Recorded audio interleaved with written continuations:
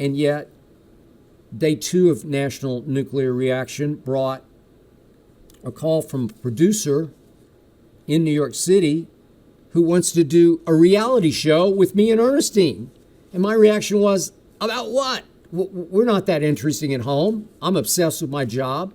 I'm too intense. She's a saint for putting up with me. And she said, well, that's the point. Okay, well, I don't know if I have time to do a reality show because I barely have enough time to do Undisputed, let alone prep for this podcast.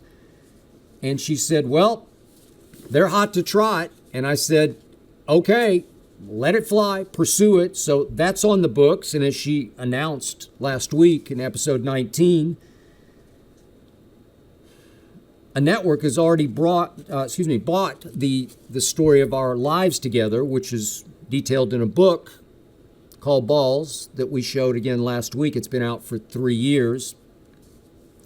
The basic premise is how she figured out how to coexist with a sports-obsessed husband, made it work, and it's a pretty funny book. I do recommend it, even though I did write a chapter for it. And it got bought by a network called the GAC Network, which is now competing with the Hallmark Channel. So congratulations to her for that. Yet the coup de grace for Ernestine was, after she heard so much from so many of her friends that we just ooze connection and charisma and chemistry,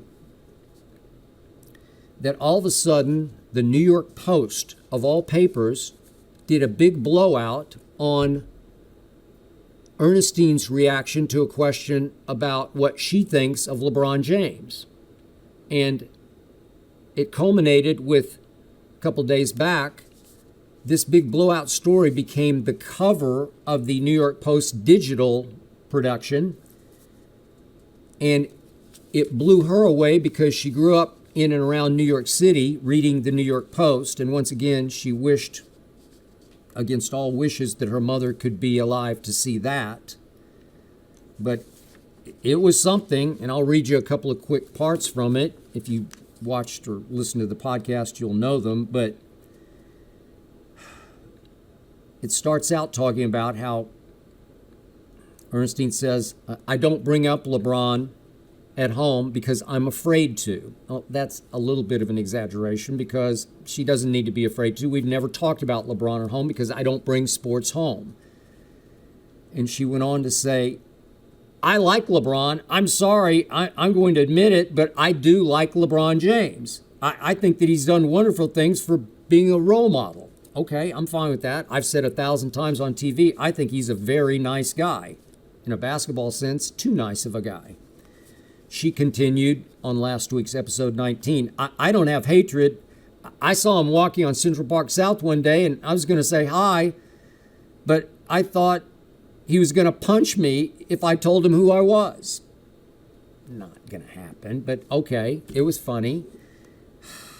So she said, I just looked at him from afar, and I was like, wow, he's very tall. Yeah, he's 6'9". Other than that, she said, I don't have a problem with him. I think he's a nice man. I would like to meet him and say hello. He could call me. He could say hello. I don't care. I like him. She's defying me to my face on my podcast. Okay. The Post goes on to say, Bayless didn't argue with his wife's opinion and said, okay, fair enough. Well, she's my wife, and I was trying to be nice and not just crush her on my own show. But the Post goes on to say, he did, however, interject a few times during his wife's explanation to note that James curses a lot. Well, he does curse a lot.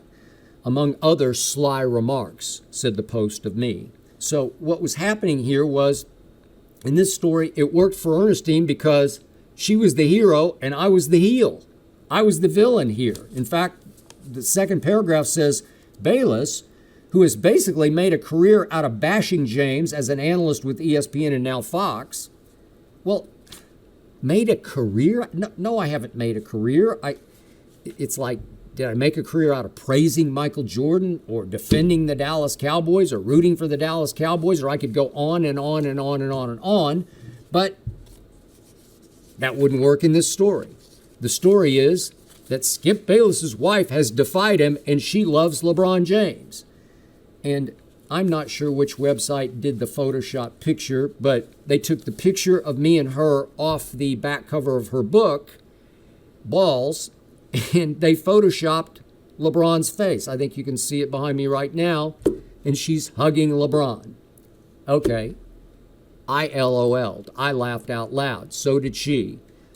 We laughed about it for 2 full days because, again, I'm not threatened by LeBron with my wife. And yet it did lead her finally to ask me, do you think maybe he might call me and thank me?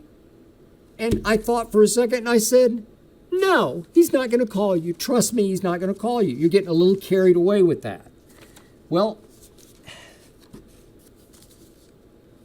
she probably got carried away with everything that happened last week, and she should have. And I want to tell you, from the very bottom of my heart, I'm honestly not jealous of any of this. I don't resent any of this because I do think she has star quality, and I'm happy she got to display it for your eyes and your ears last week. And I do hope that she goes on, and I do hope that she pursues something other than joining me on my podcast, unless we decide together to do a very different podcast about life or pop culture or whatever that might be.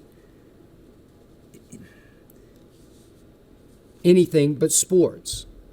I hope you enjoyed that video. You ready for more? Make sure you click that subscribe button for all the exclusive content from the Skip Bayless Show.